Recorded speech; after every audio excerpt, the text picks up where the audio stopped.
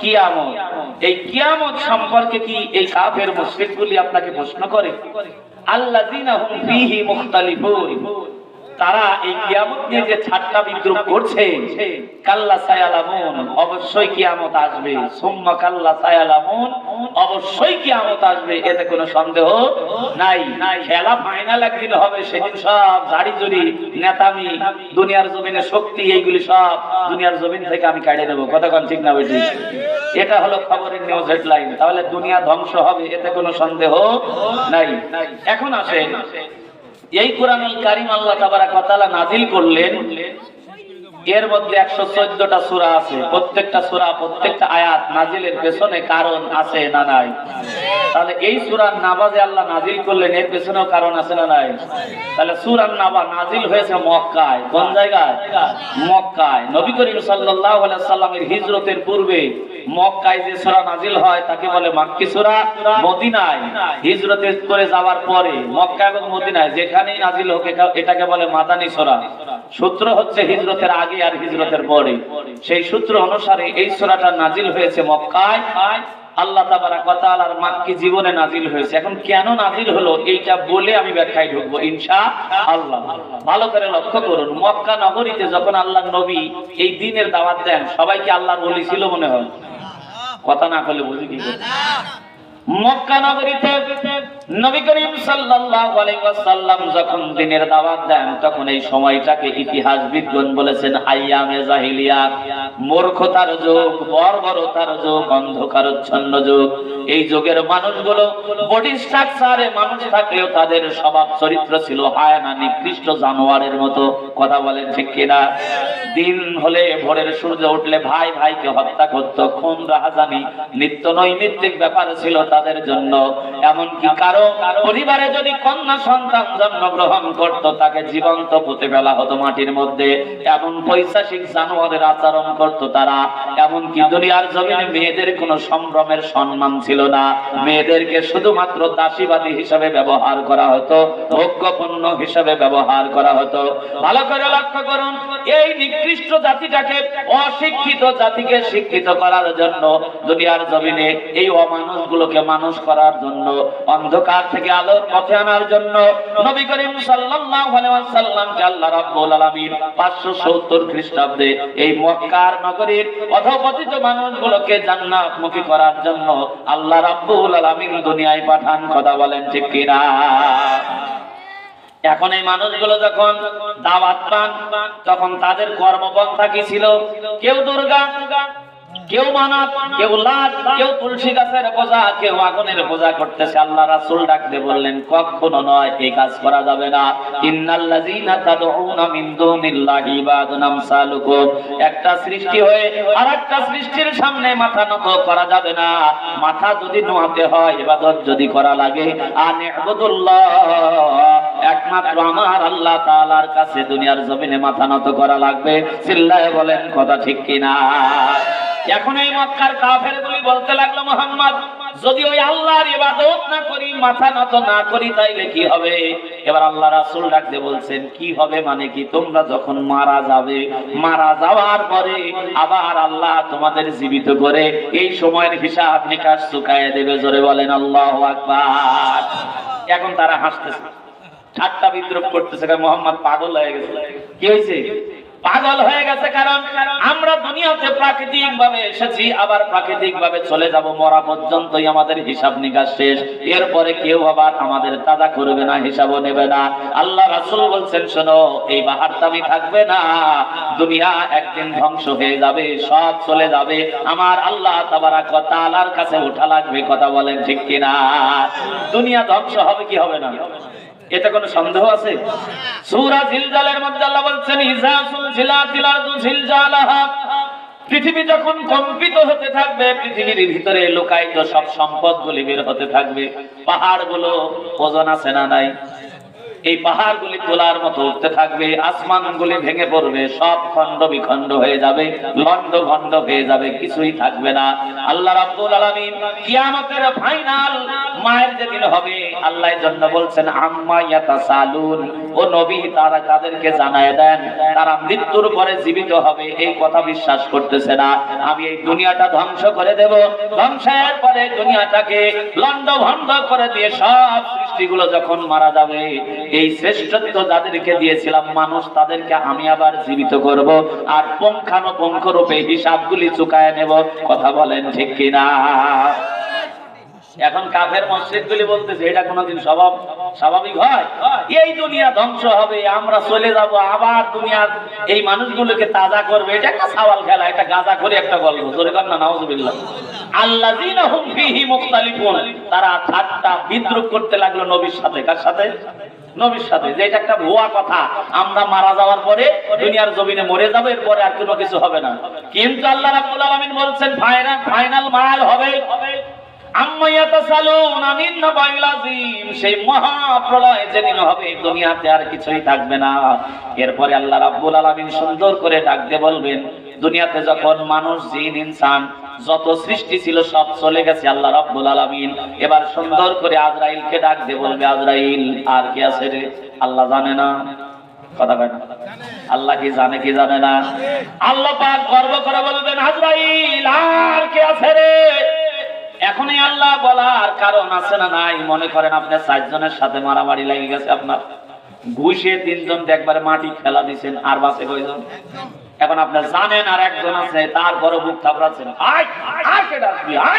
আপনি জানেনই আর একজন আছে। কথা বলেন, তার মানে আপনি এটা আপনার পাওয়ার বোঝাচ্ছেন যে যেই আয় তুষ করে ফেলবে একদম। কথা কোন ঠিক না বেটে? এটা আপনার শক্তি বোঝাচ্ছেন। আল্লাহ ঠিক জানেন কেডা আছে, আর কিন্তু তারপরেও আজরাইলকে ডাক দিয়ে বলছে, আজরাইল আর কি আছে? আজরাইল আজরাইল বলবে, আল্লাহ দুনিয়ার জমিনে এখন তো কিছু নাই, কারণ সূরা রহমানের মধ্যে আল্লাহ পাক বলছেন, কুল্লু মান আলাইহা ফানিন ওয়া ইয়াবকা ওয়াজহু রাব্বিকা যুল জালালি ওয়াল ইকরাম। আল্লাহ বলছেন পৃথিবীতে তোমরা যা দেখতে পাও সব ধ্বংসশীল, কিচ্ছু থাকবে না। যুল জালালি ওয়াল ইকরাম, শুধু আমি আল্লাহ ছাড়া সব ধ্বংস হয়ে যাবে।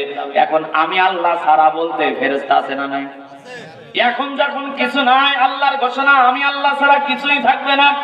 আল্লাহ এবার আজরাইলকে ডাকতে বললেন, আজরাইল আর কি আছে? আজরাইল আজরাইল বলবে, আল্লাহ লৌহ কলম আসমান জমিন এর ভিতরে তো আর কেউ নাই। আল্লাহ বলে আছে। আজরাইল ডাকতে বলে, এখন শুধু আপনি আর আমার ফেরেশতা কুল ছাড়া কেউ নাই। আল্লাহ ডাকতে বলবে, আজরাইল সকল ছোট ফেরেশতার জানগুলি তুমি কবজ করে নাও। সকল ছোট ফেরেশতার জানগুলো কবজ করা হবে। এইবার আল্লাহ রাব্বুল আলামিন আবার ডাক দিয়ে বলবে, আজরাইল আর কি আছে? আজরাইল আজরাইল ডাক দিয়ে বলবে, আল্লাহ জিবরাইল মিকাইল ইসরাফিল আর আমি আজরাইল প্রধান 4 ফেরেশতা, আর সব শেষ হয়ে গেছে, সব লন্ডভন্ড হয়ে গেছে, কেউ নাই। আল্লাহ রাব্বুল আলামিন ডাক দিয়ে বলবেন, এখন আজরাইলের পারমিশন নিয়ে আজরাইলকে বলবেন, জিবরাইলের জান কবজ করো, মিকাইলের জান কবজ করো, ইসরাফিলের জান কবজ করো। 3টার জান যখন কবজ হয়ে যাবে, এইবার আল্লাহ আবার ঘোষণা দিবেন, ইয়া মউত মালাকাল মউত, মালাকাল মউত রে তুইও মরে যা, কারণ যুল জালালি ওয়াল ইকরাম আল্লাহ ছাড়া কেউ থাকবে না। চিল্লায়ে বলেন না আল্লাহু আকবার। এবার আজরাইল নিজের জানটা কবজ করতে থাকবে। জান কবজ করতে গিয়ে আজরাইলের সমস্ত লোমকূপের গোড়াগুলি সংকুচিত হয়ে যাবে, ব্যথা অনুভব হবে, কারণ জান কবজের ব্যথা আছে না নাই? দেখবেন যারা লাশ লোয়ান তারা বুঝবেন, অনেক মানুষ আছে আজরাইলের ভয়ঙ্কর চেহারা দেখে জান কবজের সময় দুনিয়ার জমিনে প্রসাব পায়খানা পর্যন্ত করে ফেলে দেয়, লাশ ধোয়ানোর সময় দেখা যায়। কথা কোন ঠিক কিনা?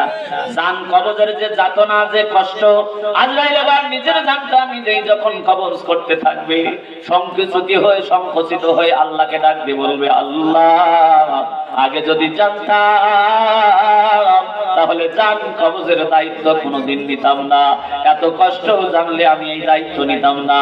এবার মালাকুল মউত যখন চলে যাবে, আল্লাহ তাবারক ওয়া তাআলা গর্ব করে দুনিয়ার দিকে ফখর করে রাগ করে সুন্দর করে তার কুদরতি আঙ্গুলগুলো পৃথিবীর মানুষের দিকে লক্ষ্য করে ডাক দিয়ে বলবেন, ইয়া দুনিয়া আইনা আনহারু, ও দুনিয়া তোমার ভূগর্ভের ভিতরে যে বড় বড় সাগর আর নদীগুলো ছিল কই?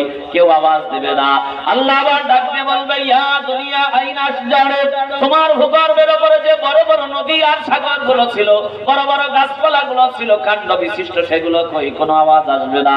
আল্লাহ আবার ডাক দিয়ে বলবেন, ইয়া দুনিয়া আইনা জাব্বারু, যাদেরকে দুনিয়ার জমিনে রাষ্ট্র শাসক বানালাম, রাজা বাদশা বানালাম, ক্ষমতার অধিকারী দিলাম, যারা 5 বছর 10 বছর 17 বছর 20 বছর পৃথিবীটা শাসন করলে, আইনা জাব্বারু, এই ক্ষমতা পাওয়ার পরে ওই দাম্ভিক রাজাগুলো কই? যারা দুনিয়ার জমিনে ক্ষমতা পাওয়ার পরে কোরআনের বিরুদ্ধে, দ্বীনের বিরুদ্ধে, ইসলামের বিরুদ্ধে দাঁড়ায় গেছো, আইনা জাব্বারু কই? দাম্ভিক রাজাগুলো কই?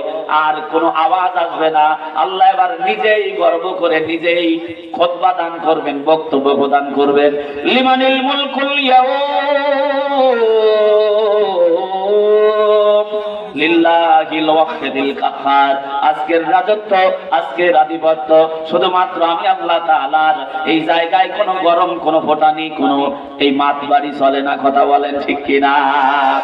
এই জন্য নবীকে ডাক দিয়ে বলছেন, শোনো, এই কাফের মুশরিকগুলি দুনিয়ার জমিনে যারা বিশ্বাস করতেছে না যে কিয়ামত হবে, আমি আল্লাহ রাব্বুল আলামিন আপনাকে জানাই দেই গো নবী, দুনিয়ার জমিনে তাদেরকে কিছু নিদর্শন দেখান। কি দেখান? নিদর্শন। কারণ নিদর্শন দেখার পরে, কিছু যুক্তি দেখার পরে কিছু মানুষ ফিরে আসে কি আসে না? তার মানে ব্রেন খুলে যায়। আবার নিদর্শন দেখার পরেও কিছু মানুষের শয়তানি আরো বাড়ে। কথা কয় না? গ্রুপ 2 ধরনের। কারণ আল্লাহ তাবারক ওয়া তাআলা বলছেন, নবী আপনার দাওয়াত দেওয়ার দরকার আপনি দেন, হেদায়েত দেওয়া না দেওয়া এটা আমি আল্লাহর দায়িত্ব। কথা বলেন ঠিক কিনা?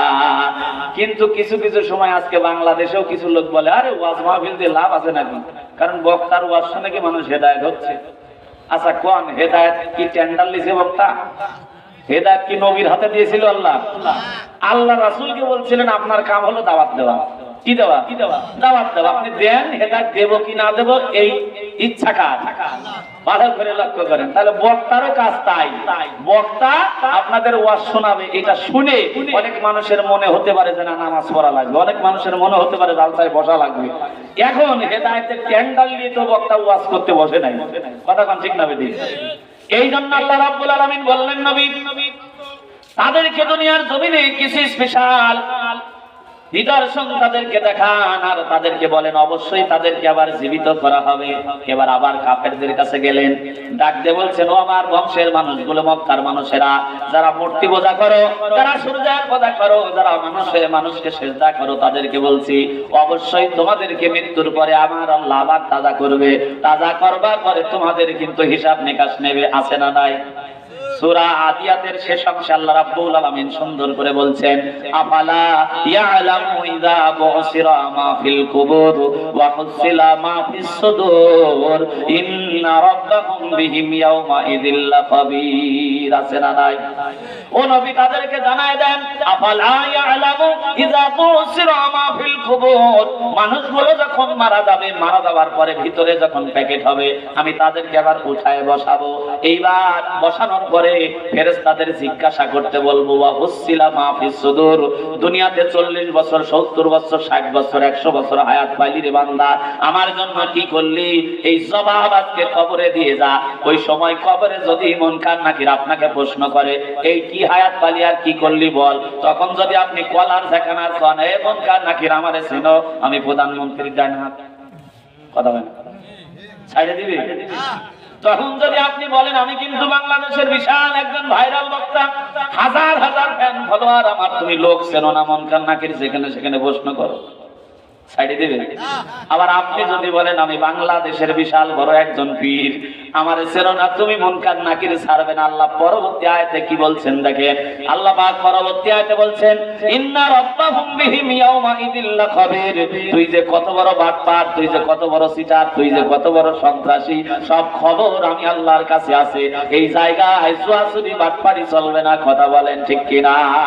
ও নবী আপনি তাদেরকে জানায় দেন, অবশ্যই আমি দুনিয়ার জমিনের এই মানুষগুলোকে মৃত্যুর পরে আবার তাদেরকে আমি জীবিত করব। কথা বলেন ঠিক না ঠিক? এতে কোনো সন্দেহ নাই। আল্লাহ তাবারাক ওয়া তাআলা এই দুনিয়ার জমিনের সকল মানুষ আমরা যখন মারা যাব, মারা যাওয়ার পরে আল্লাহ তাবারাক ওয়া তাআলার কাছে উঠে জবাবদিহি আমাদের করা লাগবে, এতে কোনো সন্দেহ আছে?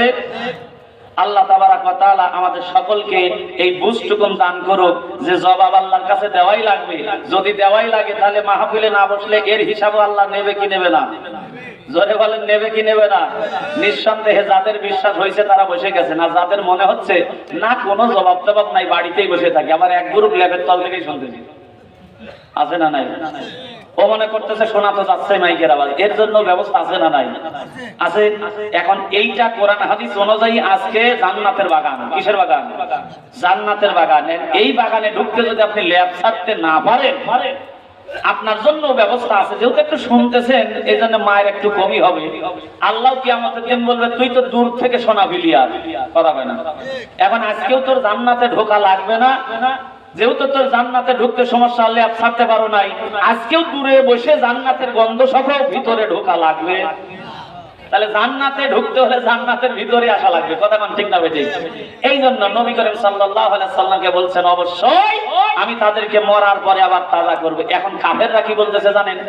কাফেররা মুহাম্মদকে বলছে সাল্লাল্লাহু আলাইহি সাল্লাম, ও মুহাম্মদ, আমরা চিন্তা করতাম তুমি একজন বিচক্ষণ মানুষ, কিন্তু এরকম আবল তাবল বকতেছো কেন? আমাদের বিশ্বাস হলো মানুষ দুনিয়ায় আসছে মরে যাব, মরে যাওয়ার পরে মাটির সাথে মিশে যাব, আবার কি আমাদের তাজা করবে? এটা পাগলামি একটা কথাবার্তা না। আল্লাহ যুক্তি দিচ্ছেন। সেই সময় কাফেররা যা বলেছে এটা কোরআনে আছে না নাই? আল্লাহ রাব্বুল আলামিন সুন্দর করে বলছেন, শুনো, ওই সময় আবু জেহেল, উতবা, সাহেবা, আবু লাহাব কি বলেছিল কোরআনের মধ্যে আল্লাহ কোট করে দিলেন। তাদের বক্তব্য ছিল, আল্লাহ পাক বলছেন, ইন্না হিয়া ইল্লা হায়াতুনাদ দুনিয়া ওয়া মা নাহনু বিমাবউসিন। আল্লাহু আকবার বলেন। তারা বলতেছে, ওই কাফেরদের বক্তব্য আল্লাহ কোরআনে তুলে দিলেন। তারা বলতেছে আমরা দুনিয়াতে আসছি যেভাবে, এরপরে মরে যাব, এই জায়গায় খাতা ক্লোজ, আর কোনো খাতা খোলা হবে না। নাউজুবিল্লাহ বলেন না? দুনিয়ায় আসছি, মরে যাব, এই পর্যন্ত শেষ, কেউ আর আমাদের হিসাব নিকাশ নেবে না। এইবার নবী বললেন না, তোমরা মারা যাবার পরেও হিসাব নিকাশ তোমাদের হবে। এবার কাফেররা কি বলছেন দেখেন, আল্লাহ রাব্বুল আলামিন কোরআনে সেটাও বলে দিলেন, ক্বালু আইজা মিতনা ওয়া কুননা তুরাবান ওয়া ইযামান আইন্না লামাবউসুন। এবার কাফেররা যুক্তি দিচ্ছে, ও মুহাম্মদ, আমরা যখন মরে যাব, মরে যাওয়ার পরে আমাদের গোশত, আমাদের হাড্ডি, আমাদের চামড়া, আমাদের রক্ত, এইটা যখন মাটির সাথে মিশে যাবে, তোমার আল্লাহ কি আবার তাজা করতে পারবে? এসব তো সিস্টেম হয়ে মাটির সাথে মিশে যাবে। কথা মনে হয় বুঝতেছেন না আপনারা? তাদের যুক্তি হলো যে আমাদের রক্ত, মাংস, হাড্ডি এগুলো যদি মাটি হয়ে যায়, এখান থেকে কি আবার তোমার আল্লাহ আমাদের জীবিত করতে পারবে? এখন আল্লাহ বলছেন এরা বাঁকা জাতি, এদেরকে রাস্তায় আনতে হলে কিছু এক্সাম্পল, কিছু উদাহরণ দেন। জোরে কর না সুবহানাল্লাহ। এবার এই সূরা নাবার 6 নম্বর আয়াত থেকে আল্লাহ উদাহরণ দিচ্ছেন। প্রথম আয়াতগুলি আল্লাহ তাবারাক ওয়া তাআলা কিয়ামত সম্পর্কে নাজিল করলেন, আর 6 নম্বর থেকে কিছু আয়াত দিলেন কাফেরদের জন্য নিদর্শন, যুক্তি দিলেন। আল্লাহ কি যুক্তি দিলেন লক্ষ্য করেন। এবার 6 নম্বর আয়াতের মধ্যে আল্লাহ পাক বলছেন, আলাম নাজআলিল আরদা মিহাদা। ও নবী, এই কাফেরদেরকে বলেন আমি দুনিয়ার জমিনে বিস্তৃত একটা জমিন তৈরি করে সেই জমিনের উপরে মানুষগুলো চলাফেরা করে, এই জমিনের উপরে বসবাস করে। চাইলে এই জমিনটা উল্টা তো নড়তো, দুনিয়ার জমিনে পড়ে যেত, কিন্তু এই জমিনে মানুষ যাতে করে ভালোভাবে বসবাস করে, এজন্য জমিনের সঙ্গে শক্ত করে আমি খুঁটিকে আর ঘিরে দিয়েছি। ওয়াল জিবালা আওতাদা, বিশাল বিশাল প্রান্তে প্রান্তে পাহাড়গুলোকে পেরেকের মতো ঘিরে দিয়ে জমিনটাকে একদম আটকায় দিয়েছি, যাতে করে মানুষের কোনো কষ্ট না হয়। এই সিস্টেমে জমিনটাকে আমি আল্লাহ বানিয়েছি। এই জমিনকে যদি তৈরি করতে পারি, তাহলে মানুষ মারা যাওয়ার পরে আমি আল্লাহ আবার তাজা করতে পারবো। জোরে বলেন মারহাবা। আল্লাহ কি যুক্তি দিচ্ছেন মাথার মধ্যে ঢোকান, এদিক ওদিক তাকালে বোঝা যাবে না। আল্লাহ বলছেন ওয়াল আরদা মিহাদা, জমিন বিছানার মতো বানালাম, বানানোর পরে ওয়াল জিবাল আওতাদা, বিশেষ বিশেষ জায়গায় পেরেক মাইরে গাড়ি দিয়েছি। দেখেন একটা তক্তা যখন আরেকটা তক্তার সাথে অ্যাডজাস্ট করতে চান যাতে নড়াচড়া না করে, এজন্য কি মারেন? জোরে কান কি মারে? পেরাক। এই পেরাকটা মারার অর্থ হলো যাতে নড়াচড়া না করে। ঠিক আল্লাহ তাবারক ওয়া তাআলা জমিনটা যাতে নড়াচড়া না করে, এই জন্য আল্লাহ রাব্বুল আলামিন পাহাড়ের মতো পেরাক দিয়ে জমিনটাকে স্থির করে দিয়েছেন, যাতে করে মানুষের কোনো কষ্ট না হয়। ভালো করে লক্ষ্য করুন, পাহাড় মনে হয় জমিনের উপরে যতটুকুন দেখেন এতটুকুনি না, যতটুকুন উপরে দেখেন এর ডাবল মাটির তলায় আল্লাহ গাইডে দিয়েছেন। সুবহানাল্লাহ করুন। এটাকে ব্যালেন্স রক্ষা করার জন্য আল্লাহ তাবারক ওয়া তাআলা পরবর্তীতে সুন্দর করে ডাক দিয়ে বলছেন, শোনেন, আমি শুধু এই কাজটা করে ক্ষান্ত হই নাই, আমি আল্লাহ কি করলাম দেখো, ওয়া খলাকনাকুম আজওয়াজা, আমি মানুষদেরকে জোড়ায় জোড়ায় পৃথিবীতে তৈরি করেছি, তবে তৈরি করেছি মানুষদেরকে সামান্য একটা বীর্য পানির ফোঁটা থেকে। জোরে কন্যা সুবহানাল্লাহ। ও নবী, আপনি তাদেরকে জানায় দেন, আমি মুহাম্মদ, তুমি আবু জেহেল, উতবা, সাইবা কিছুই ছিলে না, তোমরা ছিলে সামান্য একটা নাপাক পানি। কথা বলেন ঠিক কিনা? আল্লাহ পাক বলেন, ইন্না খলাকাল ইনসানা মিন নুতফাতিন, নুতফা, নুতফার অর্থ হলো বীর্যকীট। এর অর্থ কি? বীর্যকীট। সামান্য একটা বীর্যকীট থেকে যদি তোমাকে পূর্ণাঙ্গ একটা মানুষে রূপান্তরিত করতে পারি, তাহলে আমি আল্লাহ মনে হয় মরার পরে আর তোমাকে তাজা করতে পারবো না। পারবে কি? আল্লাহ যুক্তি দিচ্ছেন, ভালো করে লক্ষ্য করুন। পৃথিবীতে মানুষগুলি সন্তান তারা চাইলেই পায় না। অনেক মানুষ 40 বছর ধরে সংসার করে, কিন্তু তাদের বাচ্চা কাচ্চা হয় না। ঠিক না ঠিক? দুনিয়ার জমিনে আল্লাহ যাকে সন্তান দেন, আল্লাহ যাকে ইচ্ছা করেন তারই সন্তান হয়। অনেক মানুষ 50 বছর 40 বছর সংসার করতেছে, সন্তান নাই। আমরা তাদেরকে বেজে বলি, কিন্তু এই সন্তান হওয়ার প্রক্রিয়াটা যদি মাথার মধ্যে ঢোকান, আল্লাহকে সিজদা করতে আপনাকে কেউ বাধা দিতে পারবে না। ভালো করে লক্ষ্য করুন, কোন মানুষ চাইলেই তার সন্তান হবে না। আল্লাহ যাকে ইচ্ছা করবেন তাকেই দেবেন। সন্তান দেওয়ার মালিককে? আবার যে বলেন মালিককে? না পীর সাহেব? হযরতে জাকারিয়া আলাইহিস সালাম বৃদ্ধ হয়ে গেছেন, তার বংশের এই বাতি দ্বীনের কালেমার পতাকা কে ধরবে চিন্তা এসে গেছে ভিতরে। এখন জাকারিয়া আলাইহিস সালাম চিন্তা করলেন, আমি যদি মারা যাই, মারা যাওয়ার সাথে সাথে দ্বীনের এই দাওয়াত থেমে থাকবে। এখন বংশ পরম্পরায় আমার ওয়ারিস হিসাবে একজন যদি আসতো, তাহলে আল্লাহ রাব্বুল আলামিনের এই কালেমার ঝান্ডা ধরতো। কথা বলেন ঠিক কিনা? এখন জাকারিয়া আলাইহিস সালাম আল্লাহর কাছে দোয়া করতেছে, রব্বি লা তাজারনি ফারদা ওয়া আনতা খায়রুল ওয়ারিসিন। আল্লাহ আমাকে একটা উত্তম ওয়ারিস দান করেন, যিনি এই দ্বীনের দাওয়াত সামনের দিকে আগাবে। চিল্লায় বলেন না মারহাবা। চাইলেন কার কাছে? আবার দেখেন, আমাদের জাতির পিতা নাম কি? যেগুলি কয় না এগুলির মানে জাতির পিতা আব্বা আর একটা আছে। আমি বলতেছি না, আল্লাহ বলছেন মিল্লাতা আবিকুম ইব্রাহিম হুয়া সাম্মাকুমুল মুসলিমিন। আমি বানাইছি না আল্লাহ। আল্লাহ বলছে মুসলমান জাতির পিতা হিসাবে আমি ইব্রাহিমকে সিলেক্ট করেছি। কথা বলেন ঠিক না ঠিক? তাহলে আমাদের জাতির পিতার নাম ইব্রাহিম আলাইহিস সালাম। উনি বৃদ্ধ হয়ে গেছেন, তার বংশের এই বাতি ইসলামের কালেমার ঝান্ডা ধরার জন্য তিনি আল্লাহর কাছে 80 বছর প্লাস বয়সে দোয়া করলেন, রব্বি হাবলি মিনাস সলিহিন। আল্লাহ আমাকে একটা নেককার পুত্র সন্তান দান করুন। জোরে বলেন না মারহাবা। তাহলে পয়গম্বররা শিখায় দিলেন, সন্তান যাদের হবে না চাওয়া লাগবে আল্লাহর কাছে। আর আমরা সেই ইব্রাহিম আলাইহিস সালামের সন্তান হওয়ার পরে খাসি আর বকরি নিয়ে যাই আব্বা হুজুরের কাছে। কথা গান ঠিক কিনা? তোর কপালে ঝাঁটার বাড়ি যে